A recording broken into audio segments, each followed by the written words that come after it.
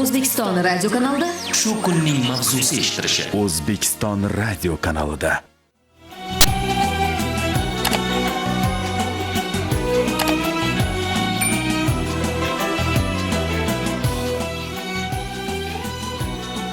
Qadrli radio tinglovchilar, rejissyorlik pultida Abdufattoh aka Dadaboyev, ovoz operatori Mavludo Hammarboboyeva hamda mikrofonda jurnalist Abduxoliq Marayevlar sizning xizmatingizdamiz.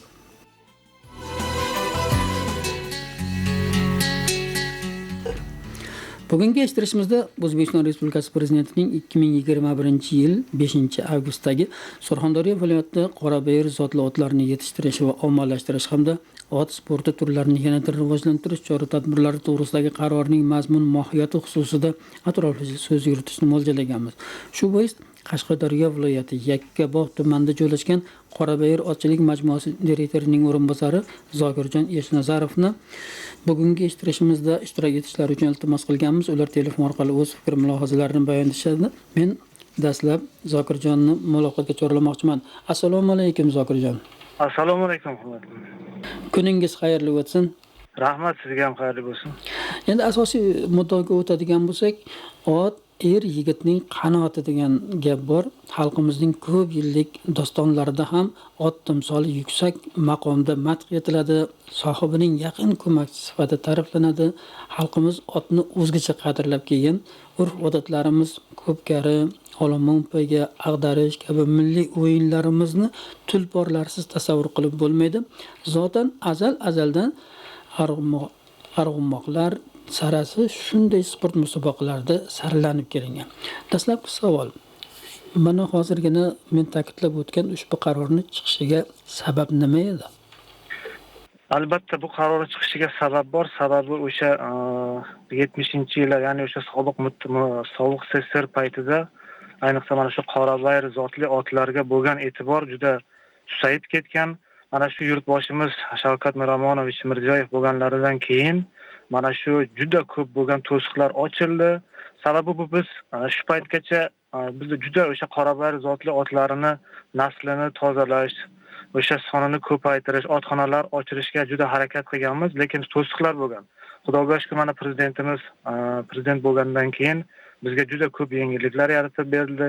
O'sha otxonalarni ochilishida, qo'shimcha yerlar berishda imkoniyatlar berildi. Endi haqiqatan ham Qorabayir zotli otlarining nasli oxirgi paytlar juda kamayib, o'sha sifati nima bu boshqa zotli otlar bilan aralashib ketganligi uchun ham prezidentimiz 2018-yil 4192 farmonlari chiqdilar. Bunga juda katta sabab bor. O'sha Qorabayir zotli otlarni asli o'sha zotiga qaytarishga, uni eksteryerini, tashqi ko'rinishlarini o'sha ota-bobolarimiz mingan Qorabayir zotlarini qaytib yaratishda mana shunaqa bir kompleks, ajoyib bir kompleksni, o'sha hech bir dunyoni davlatdan kam bo'lmagan kompleksni yaratib berildi. O'sha kompleksga bizga kerakli bo'lgan hamma sharoitlar bor. Aytamizki, o'sha qishki, yozgi manejlar bor. Otlarni davolash xonalari bor, otlarni cho'miltiradigan xonalari bor, analiz oladigan joylari bor. Demak, faqat o'sha sharoitda biz faqat mehnat qilishimiz kerak. Qolaversa oxirgi paytlar o'sha prezidentimiz tashabbuslari bilan Samarqand veterinariya instituti bilan qo'shimcha 3 tomonlama shartnomalar tuzganmiz. O'sha shartnomalar asosida Rossiyaning Rezyan shahrida joylashgan dunyoning eng o'sha otlarni naslini biladigan bir konzavod bor. O'sha bilan shartnoma qilganmiz. Faqatki mana shu koronavirusni pandemiya sabab bora olmaganmiz. Xudo xolasa mana endi hozir Qorabayir zotli otlarni qonini ham ko'rishda, qon orqali bilishda ham mana shunaqa bir katta imkoniyatlar bor. Shu imkoniyatlardan Xudo xolasa foydalanamiz. Endi hozirgi kunga kelib biz o'sha majmuada dastlab boshlaganimizda juda otlarimiz soni kam edi. Hozirgi kunga kelib 300 dan oshdi. O'sha Qorabayir zotli otlarni bizni maqsadimiz ko'paytirib, yurtimizni xonadonlarga, har bitta o'zbek xonadoniga o'sha Qorabayir zotli otlarni yetishtirib, ularga yetkazib berishdan maqsad qilganmiz. Rahmat Zokirjon. Endi xalqimiz yoki ba'zi bir mutaxassislar bilan gaplashganimizda qora bayirning paydo bo'lishi o'zbek xalqining tarixi bilan uzviy bog'liq. Xalq seleksiyasi mahsuli bo'lgan mana shu zot o'zgaruvchan tabiiy iqlim sharoitlariga moslashganligi, chopqirligi, kuchliligi bilan ajralib turadi. Tashqi ko'rinishi ham nihoyatda ko'rkam deyishadi-da. Endi men sizdan so'ramoqchiman, aynan mana shu sohani mutaxassis bo'lganingiz uchun o'zi qora bayir so'zini qanday ma'noni anglatadi-yu, qora bayir zotli otlarning boshqa otlardan farqli jihati nimada? Marhamat, fikrlaringiz. Rahmat, juda to'g'ri savol berdingiz. O'zi avvalambor o'sha qora bayir deganda bizni xalqimiz o'sha qora rangga urg'u beradi, lekin aslida unaqa emas. Qora degani buyuk degan so'zni bildiradi. Endi 1 2 3 ta variantlar bor. O'sha turkiy xalqlarida qora degani ya'ni ulug'lik ma'noni bildiradi. Qora, ulug', bayir bir o'sha ot, ulug' bir ot degan ma'noni bildiradi. Yana bitta ma'noni borki, qora bayir degani bayir degani ya'ni eski arab tilida ya'ni o'sha kuchli, baquvvat degan ma'noni bildiradi. O'sha o'zini ustida baquvvat bo'ladigan bir ot sifatida ma'noni bildiradi. Mana bu qora bayirni tarixiga keladigan bo'lsak, o'sha haqiqatan ham juda to'g'ri savol berdingiz. 1000 yillik tarixga ega. Endi qora bayir zotli otlarning boshqa otlardan farqi shundaki, bo'ylari o'rtacha bo'ladi. 1.55, 1.50, 1.55, 1.60 gacha bo'ladi. Oyoqlari mustahkam bo'ladi. Kallasi konstitutsiyasi juda katta bo'lmaydi, tanaga nisbatan kichikroq bo'ladi. Bo'yinlari ham o'rtacha bo'ladi. Orqa taraflari, oyoqlari orasi o'rtacha kenglikda bo'ladi. Qora bayir zotli otlarning yana bitta farqi shundan iboratki, bizning ota-bobolarimizni o'sha har qanday sharoitda yonma-yon bo'lib, xoh urushda bo'lsin, xoh dehqonchilikda bo'lsin, xoh to'y ma'rakalarda, umuman otni o'sha bizning ota-bobolarimiz bir yonida bir do'st sifatida tutgan. Haqiqatan ham o'sha qora bayir zotli otlarni yana bitta sifati shundan iboratki, jangovorlik bilan ajralib turadi. O'sha Amir Temur bobomizda ham 200 minglik lashkari bo'lgan. O'sha ko'p g'alabalarning orqasida mana shu qora bayir zotli otlar turganligini hammamiz yaxshi bilamiz. Shu gaplaringizni davom ettirgan holda qora bayir otlari kuchli, baquvvat bo'lishi bilan birga sportdagi ishtiroki boshqa otlardan aslo qolishmaydi deyshadi, to'g'rimi?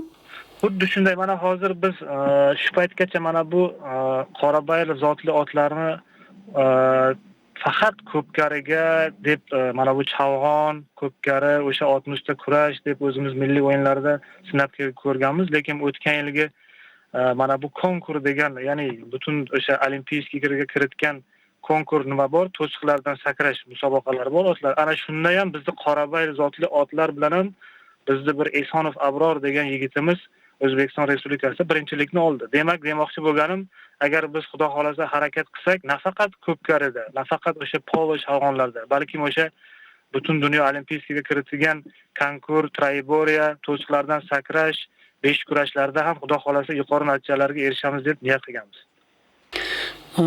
Yana bir savol bermoqchiman. Albatta, qora bayir mahalliy zotli ot bo'ladigan bo'lsa, demak bu o'zbek xalqini bizni iftixorimiz, faxrimiz desak bo'ladi. Shu nuqtai nazardan so'ramoqchiman. Ana endi bugungi kunda prezidentimiz tomonidan ham qora bayir zotli mahalliy otlarni ko'paytirish to'g'risida alohida bir fikr yuritilyapti. Shu qonun chiqqandan keyin qonunni ijrosini ta'minlash borasida qanaqa ishlar amalga oshirildi? Haqiqatan ham shu qonunlar chiqdi. Qonun chiqishiga endi o'zi bizni o'sha qora bayir otchilik majmuamiz markaz qilib qabul qilib olindi. Shu markazda endi bizni birinchi vazifamiz qora bayir zotli otlarning naslini tozalash bo'lsa, ikkinchi vazifamiz ularning sonini ko'paytirish, xalqimiz xonadonlarga yetkazib berish. Ya'ni demak, o'sha mahalliy otlarni chetdan kelgan, umuman zoti boshqa bo'lgan otlarni kamaytirib, faqat qora bayir zotli otlarni ko'paytirib xalqimiz xonadonlariga yetkazish. Demak, buni ijrosi qanday bo'lyapti? Hozirgi kunda biz o'sha otxonamizda umuman mana shu qora bayir zotli otlarimizni klass, ya'ni 1-klass, 2-, 3-klass nimalari bor. Biz hozir o'sha otxonadan nima bo'lgan klasslarni demak mahalliy aholilarga ham yetkazib berishni xudo xolasa boshlash niyatimiz bor. Demak, sonlarni ko'paytirib, o'sha boshqa zotlarni kamaytirib, qora bayir zotli otlarni xonadonlarga yetkazish choralarini ham ko'ryapmiz. Xudo xolasa shuni harakatdamiz. Ha, rahmat. Yana o'sha muhim hujjat prezidentimiz tomonidan shu tatbiq etishga joriy qilingan qaror to'g'risida gapirmoqchiman. Davlatimiz rahbarining tashabbusi bilan uning genofondini saqlash, mana shu Qorabayir zotli otning genofondini saqlash masalasida alohida bir qayd etilgan joyi bor yoki naslchilikni tiklash borasida. Aynan mana shu borada sizning fikrlaringiz qanday? Nimalarga ko'proq e'tibor qaratishimiz kerak, Zokirjon? Haqiqatdan ham juda to'g'ri. Biz boya men aytib o'tdim sizga o'sha Rossiya Federatsiyasining Rezan shahrida joylashgan o'sha otlarni qoniga qarab, uni o'sha zotini aniqlaydigan nima bilan shartnoma tuzganmiz. Faqat ijrosini endi Xudo xolasa qilamiz. Biz o'sha laboratoriyada haqiqatan ham bitta namuna qilib olamiz. Haqqoniy o'sha Qorabayir zoti uni qanday qilib biz namuna qilamiz deganda, uni plem kartasi, pasporti bo'ladi, shajarasi aniq bo'ladi, 7-8 avlodi aniq bo'ladi. Uni otasi kim bo'lgan, onasi kim bo'lgan, o'sha Qorabayir zotli otlarni Jizzax konzavodda saqlagan kitoblarda, tomlarda saqlagan o'sha otlarni avlodlaridan eng mukammalini olib, o'sha qonini olib, o'shanda bitta namuna qilib, o'shandan ko'paytirib, demak, o'sha haqqoniy Qorabayir ekanligini, umuman butun yer yuzida 250 dan 300 dan ortiq zotlar bo'lsa, biz Qorabayir zotli otlarini o'sha namunasini olib, o'shandan ko'paytirishni Xudo xolasa maqsad qilganmiz. Eng katta maqsadimiz ham, rejamiz ham shu aslida. Ha. Endi yana ko'pchilikni qiziqtiradigan bir savolni aytmoqchiman. Shunday gap borki, ot xosiyatli bo'ladi deydi.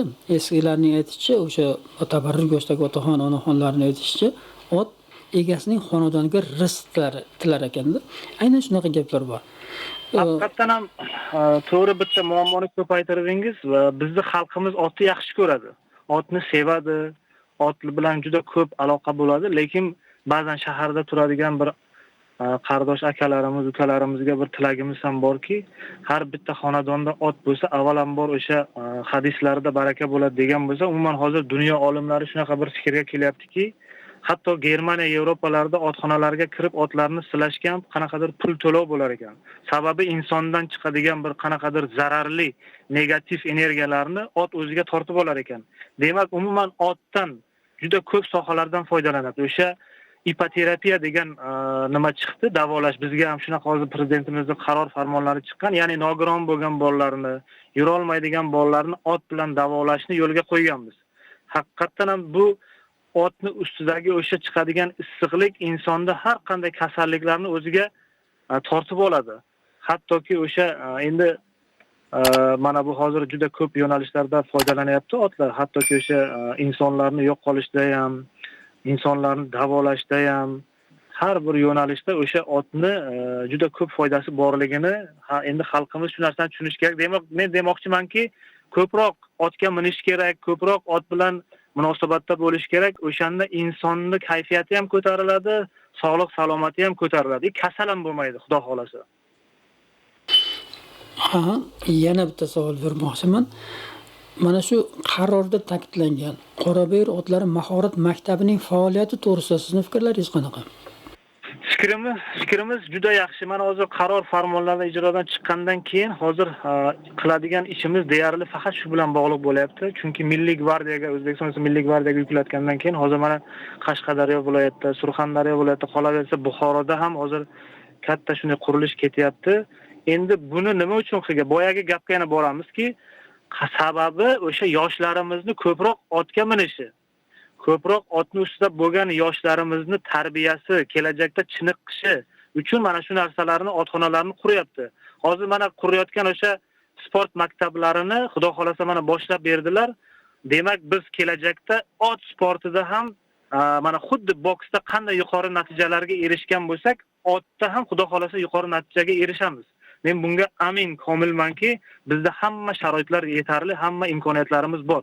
Faqat o'sha boyagi qurilgan o'sha sport maktablariga kerakli bo'lgan kadrlarni, otlarni tushunadigan, otlarga qaysi payt yem berish, qaysi payt suvini berishni tushunadigan kadrlarni joy-joyiga qo'ysak, hamkorlikda Xudo xolasa yuqori natijalarga erishamiz, Xudo xolasa. Aha. Yana shu xalqning orasida, mahalliy odamlarda orasida yurgan ot to'g'risidagi bir fikrlar bilan mavzuni davom ettirmoqchiman. Ko'pincha aytishadiki, ot har doim o'ng oyoqdan qadam tashlaydi degan gap yuradi. Endi siz mutaxassis buni bizdan ko'ra yaxshiroq bilasiz. Ikkinchisi, yana bir tomoni ot odamni agar yiqilib tushadigan bo'lsa, bosib o'tib ketmaydi deyshadi. Keyin otlar hech qachon eshak dumalagan joyni tanlamaydi deydi.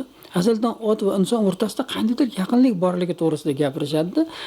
Sir emas, ot ustida o'tirgan kishining ruhiyati sog'lomlashar ekanda.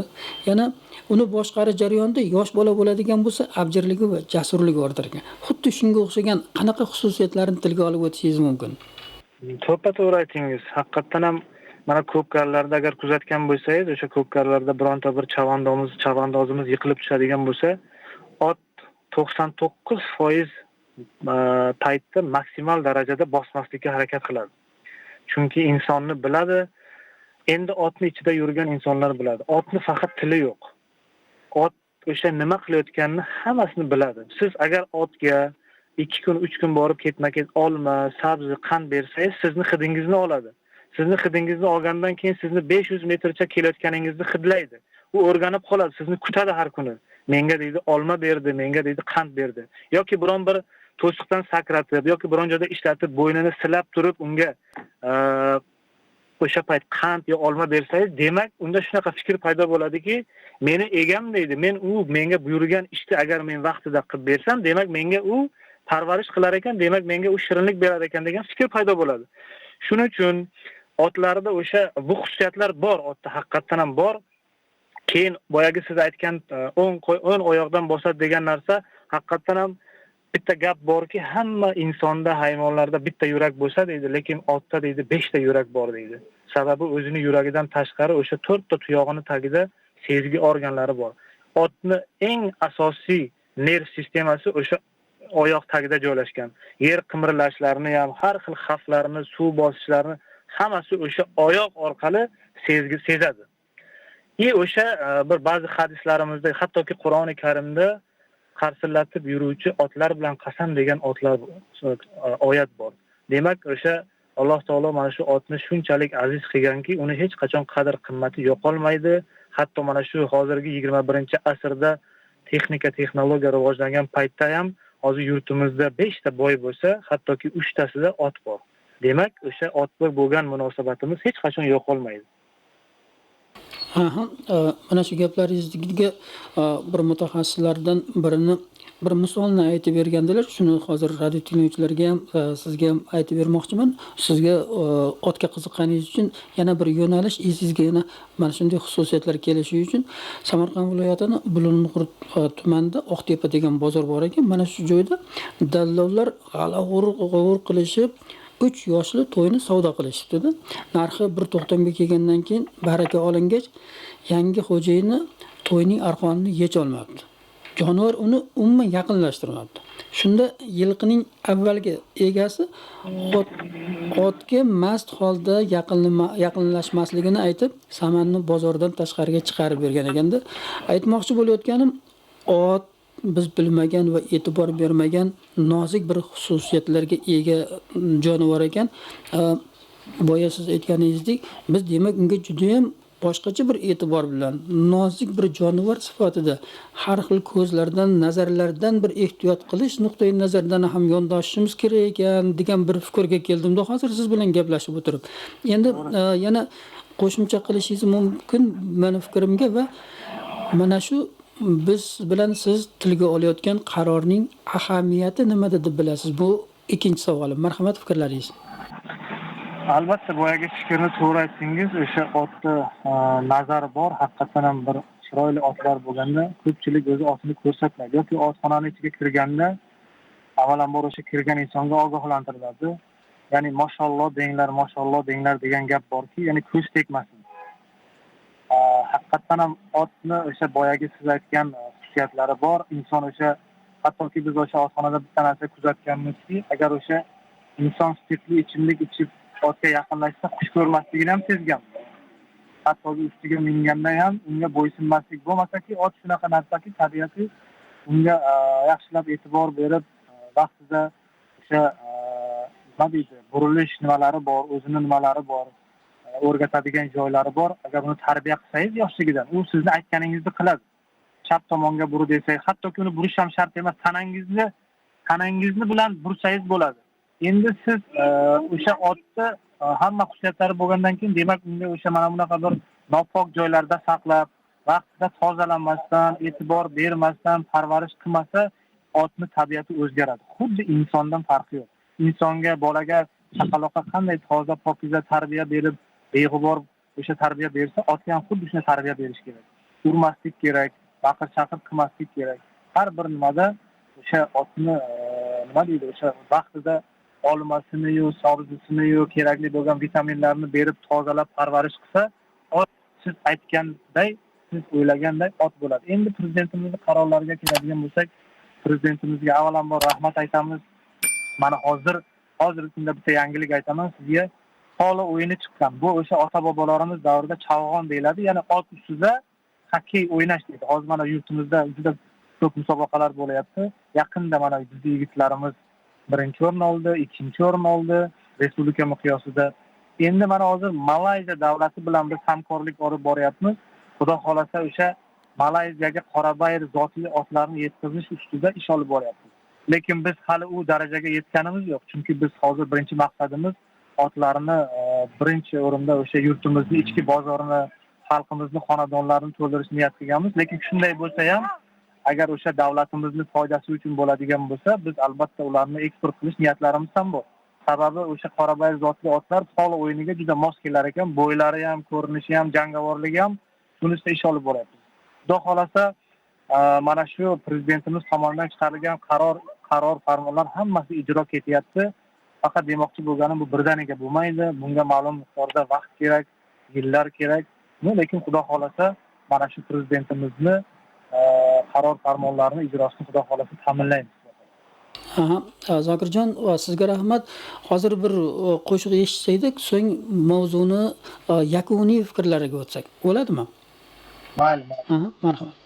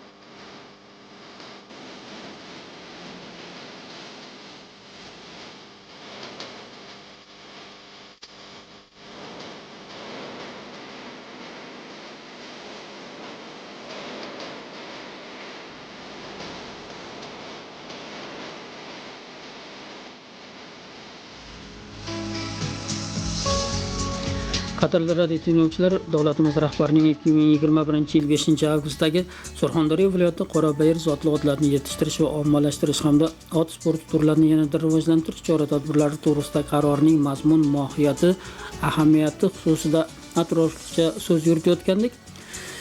Yana mavzuni Qashqadaryo viloyati Yakkabog' tumanida joylashgan Qorabayir otchilik majmuasi direktorining o'rinbosari Zokirjon Eshnazarov bilan davom ettiramiz. Zokirjon, endi sizdan so'ramoqchiman. Mana shu milliy merosimizning ajralmas qismi bo'lgan Qorabayir zotli otlarni boqishda nimalarga e'tibor qaratish kerak? Chunki biz Qorabayir oti haqiqatan ham faxrimiz, iftixorimiz, nihoyatda kuchli sportda ham o'zini alohida o'rni bor yoki boshqa dehqonchilik yoki boshqa joylarda ham deb maqtanganimiz bilan, lekin uni boqishga, parvarishiga alohida bir e'tibor bermaydigan bo'lsak, nihoyatda bu nozik jonivorni biz kutgandek darajada to'g'rig'ini olamga yoyishimiz nihoyatda qiyin bo'lsa kerak, to'g'rimi? Haqiqatan ham to'g'ri aytyapsiz. Juda ko'pchilik insonlar o'sha otni boqishda o'zimizni eski o'sha ota-bobolarimizdan qolgan bir usullardan qo'llab kelishadi. Lekin biz o'sha otxonada mana biz o'zimizda ratsion ishlab chiqqanmiz. Ya'ni ratsion degani otlarga ozuqasini berish vaqtlari. Qaysi paytda suv beriladi, qaysi paytda yem beriladi, qaysi paytda xashaki beriladi. Demak, faqat o'sha suv, xashak, yem bilan ish bitmaydi. O'sha inson organizmiga kerakli bo'lgan vitaminlar yetishmasa inson o'smaydi. Otda ham xuddi shunday. Otni yuqori klassga chiqarish uchun uni organizmi talab qiladigan o'sha kerakli bo'lgan moddalarni biz berishimiz kerak. O'sha birinchi ochiriqda, birinchi navbatda tuz bor, tuzni berishimiz kerak. Undan tashqari baliq moyi bor, tuxum beramiz. Qo'shimcha o'sha vitaminlari bor, o'sha vitaminlarni beramiz, o'sha ozuqasiga aralashtirib uni vaqtida o'sha qurtga qarshi dorilarni berishimiz kerak. Agar ot o'smasa, shuncha parvarish qilgandan keyin ham temirmasa, demak otda bir qanaqadir kasalligi bo'lishi kerak. O'sha kasalliklar bo'lmasligi uchun yillik ishlab chiqarilgan veterinar vrachlar tomonidan yillik ishlab chiqarilgan o'sha har qanday kasalliklarga vaksinatsiyasini, sibirskiy yazva bor, qotma bor, kolik bor, o'shalarga hammasiga qarshi choralarni ko'rib, kerakli bo'lgan ozuqalarni vaqtida, o'sha daji hattoki o'sha beradigan arpasiga alohida biz yigitlarni qo'yganmiz. Bitta yigitimiz arpani tozalashga mas'ul bo'lsa, bittasi uni qaynatib, ya'ni tozalab beramiz. Nima uchun bunday qilamiz? Sababi arpani ichida umuman arpani ichida mog'orlagan bo'lishi mumkin, qanaqadir bir eski nimalari bo'lishi mumkin. Bu narsa otni oshqozoni boshqa hayvonlarnikidan ajralib turadi. Ya'ni bir kamerali hisoblanadi. Boshqa hayvonlarda uchraladigan o'sha oshqozonda tushgan har qanday o'sha viruslarni nobud qilish nimasi bor, lekin otda bunaqa xususiyat yo'q. Shuning uchun ham biz otlarni parvarish qilishda juda katta e'tibor beramizki, sababi otni oshqozoniga mog'orlagan, eskirgan, chirigan, beda chirigan ana shu nimalar tushmasligi kerak.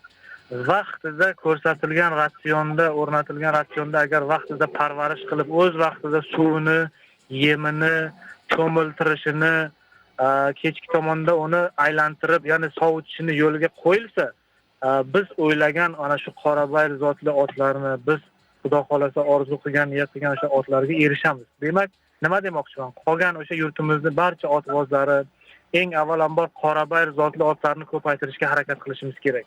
Bizda men birovlarni yomonlash niyatim yo'q, lekin ba'zi tadbirkor akalarimiz hozir ko'pincha Yevropa davlatlaridan o'sha Polshaniki, boshqa umuman baland bo'yli otlarga qiziqadi. Lekin biz unga qiziqmasligimiz kerak. Har bir millat o'zini otini rivojlanishga o'zini hissasini qo'shish kerak. Biz buning uchun xalqimizni da'vat qilishimiz kerak. Chetdagi otlarga qiziqmasdan o'zimizni Qorabayir zotli otlarni rivojlantirishimiz kerak. Biz mana shu narsa to'g'risida ishlashimiz kerak. Hattoki o'sha Mo'g'ulistonga borsangiz, Mo'g'ulistonning otlari juda pakana. Hatto ko'rinishi bir eshakka o'xshaydi, lekin ular hech qachon dunyoning eng qimmat otini olib borib bersangiz ham unga sakramaydi, unga uchmaydi. Ular faqat o'zini otini chunki Chingizxon o'sha o'zini mana shu pakana oti bilan buyuk imperiya tuzganini xabarimiz bor. Bizda otlarimiz o'sha Mo'g'ullarnikidan har tomonlama zo'r. Bo'yi tomonidan ham, ko'rinishi tomonidan ham har tomonlama. Faqat unga o'sha vaqtida parvarish qilib, kerakli bo'lgan e'tiborni bersa, xudo xolasa yaxshi bo'ladi. Endi bizning nazarimizda Surxondaryo viloyatida yoki bo'lmasam Qashqadaryo viloyatida, Jizzax viloyatida otchilik ancha rivojlangan va rivojlanib boryapti. Endi yakuniy bir fikrlarga o'tishdan oldin so'ramoqchiman. Respublikamizning boshqa viloyatlaridagi yilqichilikni rivojlantirish yoki otchilikni rivojlantirish, ot sportini rivojlantirish, bu borada qanaqa bir yangi loyihalarga qo'l urilyapti? Zokirjon, marhamat, fikrlaringizni eshitaman. To'g'ri, bitta fikr bildirdingiz. Endi bu katta loyihalar prezidentimiz tomonidan chiqargan qaror, farmon, buyruqlar bu birdaniga bo'ladigan bir narsa emas. Bunga biroz vaqt kerak. Mana hozir Qashqadaryo viloyati Yakkabog' tumanida bizda o'sha Qorabayir ochlik majmuamiz joylashgan bo'lsa, hozir parallel ravishda Surxondaryo viloyatidan katta shunaqa bir otxona qurilyapti. Bundan tashqari Buxoro viloyatida ham qurilish ketyapti. O'sha yillik grafik rejada har bir viloyatda bu o'sha otxonalarni qurish rejada bor. Faqat buni o'sha bosqichma-bosqich amalga oshiriladi. Mana bu yil Surxondaryoda bo'lsa, Buxoroda bo'lsa, keyingi Samarqandda yoki bo'lmasa Xorazmda sekin-sekinlik o'sha vodiy. Endi xususiy otxonalar bor, lekin davlatimiz nima uchun bunga e'tibor beryapti? O'sha aynan Milliy gvardiyaga yuklaganining sababi ham bor. O'sha Milliy gvardiyani yuklaganiga sababi o'sha Milliy gvardiya qoshida bolalar sport maktabini ochirish, o'sha bolalarni jalb qilish, bepul to'garaklar ochish, o'sha bolalarni otga qiziqtirib, o'sha ot sportini rivojlantirish maqsad qilib qo'ygan. Bu chiqqan qaror va buyruq, qaror va qonunlarning hammasi ijrosi etilyapti. Faqat bunga vaqt kerak. Rahmat. Zokirjon, hozir radio tinglovchilarimizdan biri bilan bog'lanib, ularning fikrini eshitsaydi, so'ng yakuniy fikrlarga o'tsak. Aliyom, marhamat, sizni eshitamiz. Assalomu alaykum aka. Assalomu alaykum Zokir aka. Men to'g'risini aytaman, bu juda ham zo'r mavzu tanlangan. Men to'g'risini aytsam, dastur uncha eshitgim kelmasdi. Bugun mazza qilib eshitaman, chunki juda ham hamma rasmiyatchilikdan xoli bo'lgan bugungi dastur bo'lyapti, to'g'risi. Albatta bunga rahmat. Va hali qaydan bilsin ot minmagan erkaklar deb Muhammad so'zlari bilan albatta buni ichida katta ma'no bor. Va mana hozir Bo'zsuvda, ya'ni Toshkentdan, ya'ni ipodromdan o'tsa, o'sha Bo'zsuv tarafda ot fermasi bor. Ming afsuski, o'sha aytganlarida bizani Qorabayir otlardan asar ham yo'q. Meni ko'zim ko'rmaydi, lekin men bu haqida xabarim bor. Lekin bundan umuman asar ham yo'q. Shu haqiqatan rivojlangan yaxshi. Bu bizga, sog'lig'imizga, aqlimizga, ongimizga foyda, bu katta foyda. Keyin juda ham yaxshi temani ko'targansizlar. Bu kerakli narsa. Buni hammamiz eshitib, men bilmasdim bunaqa narsa haqida. Lekin shunchalik bizani vatanparvarlik ruhimizda mana shu narsalar bilan avval jonzotlarga bo'lgan anaqamizni oshsagina vatanparvarlik ruhimiz oshadi. Bo'lmasa oshmaydi. Rahmat sizlarga. Rahmat, e'tiboringiz uchun tashakkur, lekin o'zingizni tanishtirmadingiz radio tinglovchilarimizga. Saidumar, Sergelidan, Yangi hayot tumanidan Sputnik 9 7-5-kvartira. Rahmat sizga va mana Zokirjon, radio tinglovchilarimiz anchagina bir savollar ham berishni mo'ljallashganlari bor ekan, lekin men o'ylab turibman, bu safar hozir yakuniy bir fikrlarga o'tsakda, keyingi safar radio tinglovchilardan tushgan savollar asosida mana shu milliy g'ururimiz bo'lgan, milliy merosimizning ajralmas qismi bo'lgan Qorabayir zotli otlar to'g'risida alohida bir eshittirish tayyorlasak, nima deysiz? Bo'ladi. Hozir bo'lmasa yakuniy fikrlaringiz, marhamat. Yakuniy fikrim hozir mana shu muxlisimiz tomonidan ham juda bir yaxshi tilaklar bildirildi. Bunga sabab borki, men bu yana bir o'sha mavzuga qaytmoqchiman. Bizda ko'pchilik tadbirkor bo'lgani uchun milliy manfaatni hech kim o'ylamayapti. Bu yerda o'sha Qorabayir zotli otlarni o'ylash, bizni xalqimiz ko'proq Qorabayir otli zotlarga qiziqishi kerak. Sababi endi biznes o'z yo'li bilan, lekin biznesni yo'li mayli qilsin, biz qarshi emasmiz. Xohlasan ahal-tekin otlarni olib kelsin Turkmanistonda, xohlasan trakiniyan olib kelsin yoki toza qonli angliyskiy olib kelsin. Tadbirkorligini qilsin, lekin shu bilan birgalikda o'zimizni milliy g'urur bo'lgan Qorabayir zotli otlarga ham biroz e'tibor bersa, xursand bo'lardik, vatan oldidagi burchini bir ado etgan bo'lardi. Sababi Qorabayir bu har bir millatning o'zining zoti bor. Turkman og'aynilarimiz mana o'zini Ahadtekin otlari bilan faxrlanib, g'ururlanadi. 2019-yilgacha Ahadtekin otlar faqat Turkmanistonning himoyasida bo'lgan. Lekin 2019-yildan keyin butun dunyo himoyasiga oldi, uni Qizil kitobga kiritdi. Nimaga? Sababi o'sha turkman xalqi jon jahdi bilan o'shanga kurashdi. Yillar mobaynida ularni qoniga aralashtirmasdan harakat qildi. Biz nimaga qila olmaymiz shu narsani? Bizning nima kam joyimiz bor? Bizda ham hamma imkoniyatlar bor. Bekorga prezidentimiz jon kuydirgani yo'q. Qorabayir. Ko'pchilik tushunmayapti. Bu narsani tushunish kerak. Buni tagida milliy manfaat bor. O'shani men bir iltimos qilardim mana shu tadbirkor akalarimizga, mana shu ot bilan shug'ullanadigan o'sha Qorabayir zotli otlarga ham ko'proq e'tibor berishsa, Qorabayir zotli otlarini ko'paytirishga bizga yordam berishsa, juda ko'p yordam qilgan bo'lardi. Rahmat e'tiborlaringiz uchun. Sizga ham katta rahmat, lekin boyagi bir fikringizga odamlarga erish tuyulishi mumkin degan bir e'tirozni bildirmoqchiman, chunki hamma mana shu ishni qilmayapti yoki ko'pchilik degan fikrdan sal yiroqman ba'zi bir odamlar. Chunki mana jonkuyarlik qilayotganlardan biri o'zingiz yoki Qarshi, Qashqadaryo viloyatidan tashqari mana Surxondaryo viloyatida, Jizzaxda yoki vodiyda otchilikni rivojlantirishga jonni kuydiradigan yurtdoshlarimiz bor. Ular bilan faxrlanamiz va sizlarning ishlaringizga muvaffaqiyatlar tilaymiz. Radio tinglovchilarimizga esa eslatib o'tmoqchiman, bugungi eshittirishimizda Qashqadaryo viloyati Yakkabog' tumanida joylashgan Qorabayir otchilik majmuasi direktorining o'rinbosari Zokirjon Eshnazarov bo'ldilar. Ularni kelgusi ishlariga muvaffaqiyat tilash bilan birga eng yaqin kishilaringiz baxtiga sog' bo'ling degan niyat bilan eshittirishimizni yakunlaymiz. Bizni tinglaganlarga ham tashakkur.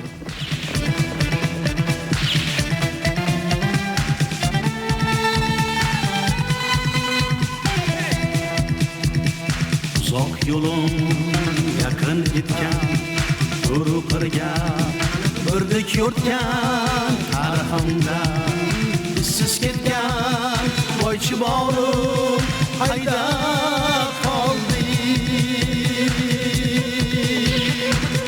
G'irotim hayga yo'qoldi.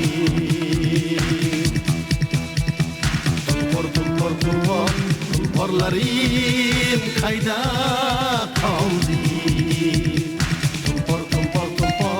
Tulporlarim hayga yo'qoldi.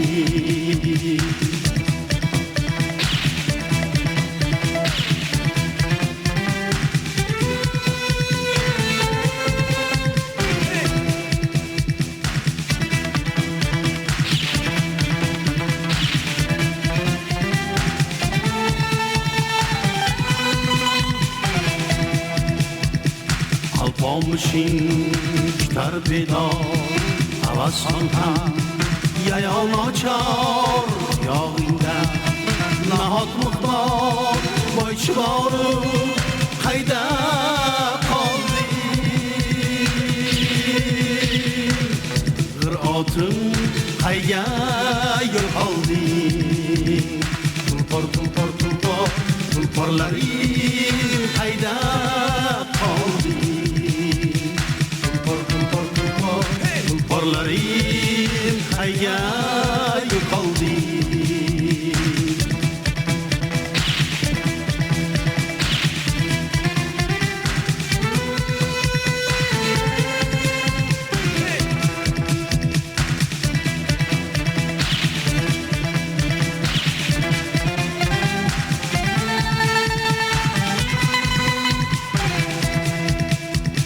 Biror noma berdim uba yo begona etdimi ba ogoh ayla ishna bilan boychi borim qayda qoldi. G'irotim qayga yo'qoldi. Tulporlarim qayda qoldi. Tulporlarim qayga yo'qoldi.